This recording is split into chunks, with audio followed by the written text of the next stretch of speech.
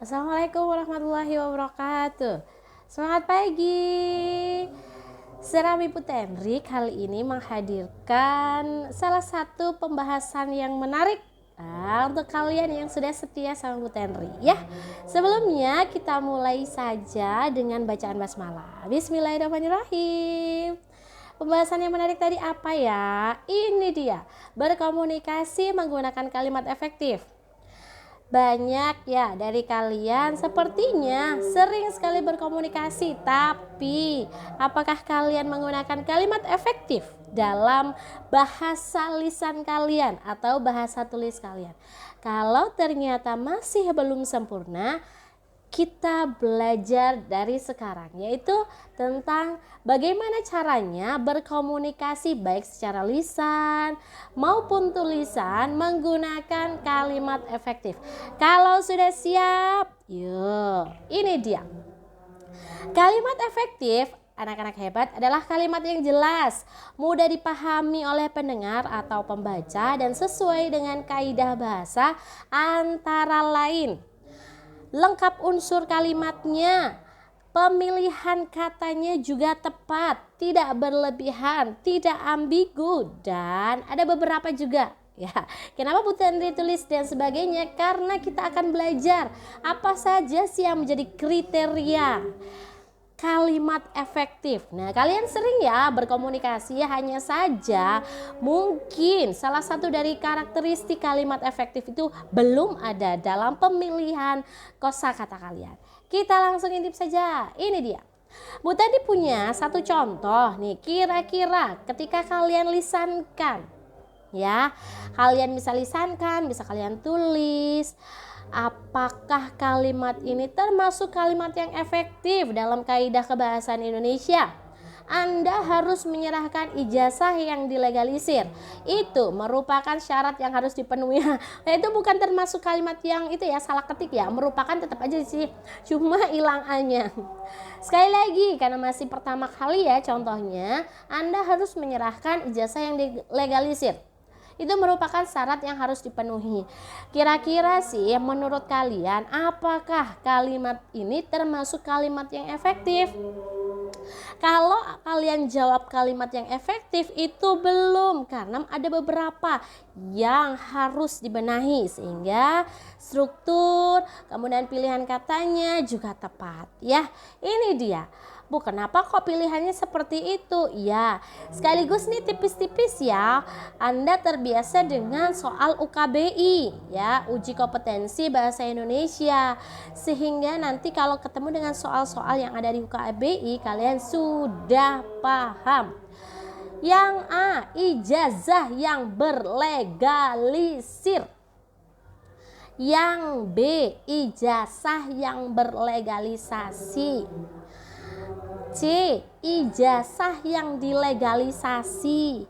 D, ijazah yang dilegalisasi. Menurut kalian apakah ijazah itu menggunakan S atau menggunakan Z? Kemudian penggunaan dilegalisir itu sebenarnya benar sesuai dengan struktur kaidahnya atau bagaimana ya? Atau karena saya sudah terbiasa Bu Tenri dengan kata itu. Karena sering kita mengucapkan kata-kata tersebut hanya saja ternyata tidak sesuai dengan kaidah bahasa Indonesia. Nah, kita intip jawabannya adalah yang D yang benar ya. Karena dilegalisir itu tidak baku. Bakunya adalah legalisasi. Dari kata dasarnya ada legal, mendapatkan imunisasi. Kalau ijazah itu ternyata memang bakunya adalah ijazah menggunakan Z. Ya, kalian benar. Lanjut. Bu Tenri, saya punya yang kedua nih. Kira-kira apakah kalimatnya sudah termasuk kalimat yang efektif? Dokter mengatakan jadwal praktik hari ini libur karena ada operasi mendadak. Nah, kira-kira menurut kalian apakah ini efektif? Tidak efektif? Hanya pilihannya dua ya. Kalimatnya efektif atau tidak? Ternyata ada pilihannya ya anak-anak. Yang A berkata titik dua, mengatakan bahwa, kemudian jadwal, kemudian praktek. Nah, kira-kira ketidakefektifan kalimat ini terletak pada bagian mana? Ya, yang sudah tahu. Benar sekali. Jadi, Di sini, wah ini, mohon maaf. Jadi di sini ada yang berkata. Nah, berkata titik 2 itu tidak tepat ya. Itu Bu Tendri barusan ngeklik apa jawabannya A ya. Tidak ya, jawabannya yang benar adalah B. Karena kalau yang B itu menandakan bahwa ini adalah kalimat tidak langsung. Ya, ada kata bahwa, kata hubung bahwa menegaskan. Jadi tidak disisipi dengan tanda koma. Berkata titik 2 pun juga salah. Karena kalaupun berkata titik 2 itu jatuhnya adalah kalimat yang langsung.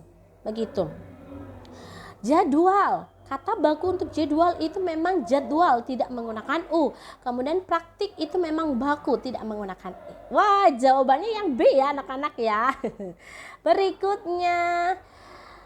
H titik U titik T titik kemerdekaan R titik I titik ke sret. Itu tanda hubung ke-30 akan dirayakan secara meriah di kampungku. Perayaan itu berlangsung tanggal 17 tanda hubung 18 Agustus 2022. Menurut kalian kalimatnya efektif atau tidak? Kalau tidak, berarti letak ketidakefektifannya sebelah mana? Kita cek ya, ada pilihannya. HUT. Nah, tidak menggunakan tanda titik ya. HUT ke-30 kemerdekaan RI atau HUT kemerdekaan RI ke-30 tuh. Masa RI-nya ke-30 banyak sekali.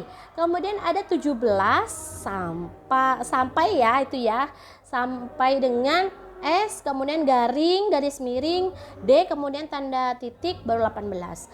Atau yang D 17 titik S titik D 18. Nah, jawabannya adalah yang A, karena memang kalau yang B itu bukan RI-nya yang ke-70 tapi hari ulang tahunnya yang ke-70.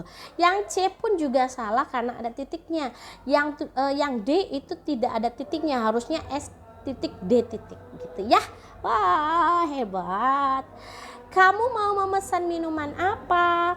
Es sirup nanas. Nah, Bu Tendri pinjam dari salah satu soal UKBI ya. Nah, kalau seperti ini benar-benar soal UKBI.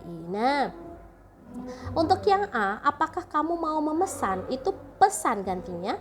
Kemudian apakah kamu mau menggantikan yang memesan dengan memesankan? Berarti kan untuk orang lain.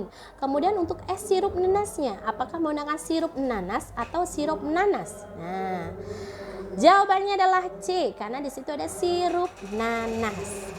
Berikutnya, ketika sudah mengetahui beberapa contoh, maka kita akan menyimpulkan beberapa karakteristik untuk kalimat efektif. Ada kelogisan makna.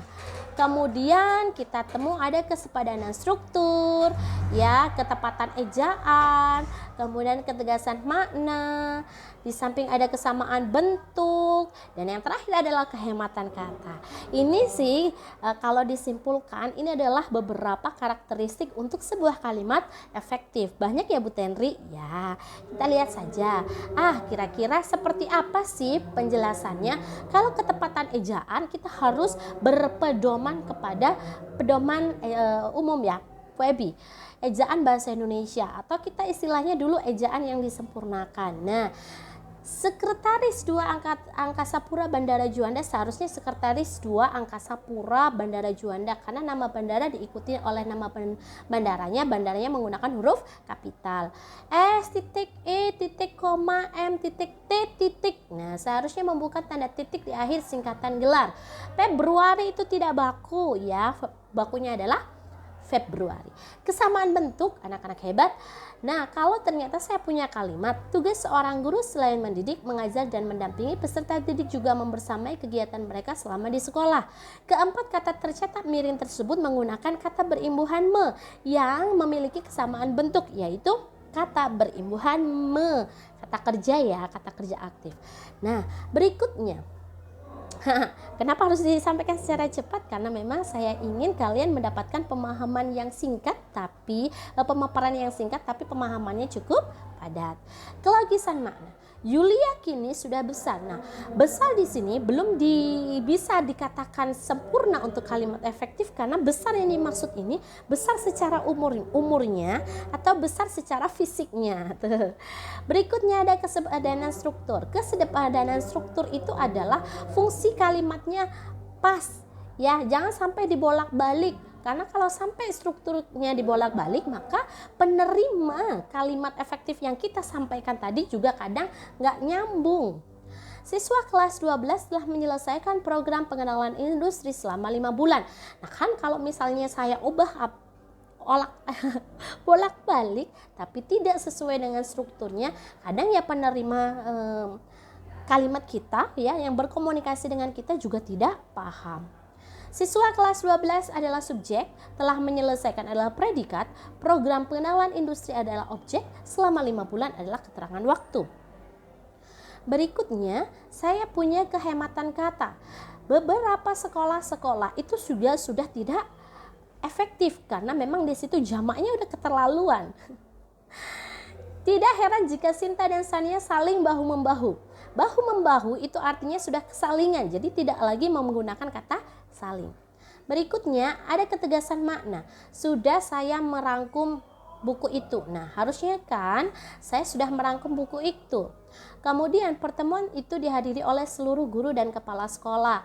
Kalau kita mau secara efektif berarti ya yang paling tua dulu, yang paling atas dulu ya, kepala sekolah dan seluruh guru.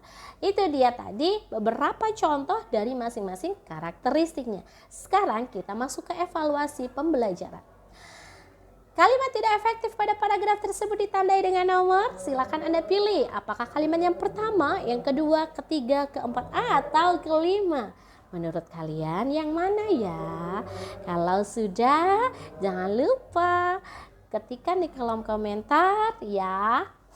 Setelah mengetahuinya, pasti ada yang bisik, itu jawabannya Bu Tenri karena alasannya begini Bu Tenri. Tinggal pilih aja apakah kehematan kata, ataukah kepadanaan struktur, ataukah ternyata kelogisan makna ya alasannya. Jangan hanya sekedar memilih jawabannya saja, tapi harus juga memastikan apa alasan dari pilihan jawaban Anda. Sip, terima kasih. Gitu aja sepertinya dari Bu Tenri. Apakah kalian sudah memahami konsep kalimat efektif dalam bahasa Indonesia? Ya, sepertinya kalian sudah deh. Jika kalian sudah memahami konsep-konsep tersebut, mari kita terapkan kalimat efektif dalam komunikasi sehari-hari. Bu Tenri tunggu ya, bagaimana caranya kalian berkomunikasi dengan menggunakan kalimat efektif. Tentunya berdasarkan karakteristik yang sudah Bu Tenri paparkan tadi. Ya, sip deh, rasanya sudah mengetahui ciri-ciri dari kalimat efektif. Terima kasih dari Bu Tenri. Alhamdulillahirabbil alamin ya. Bu Tenri pamit. Wassalamualaikum warahmatullahi wabarakatuh.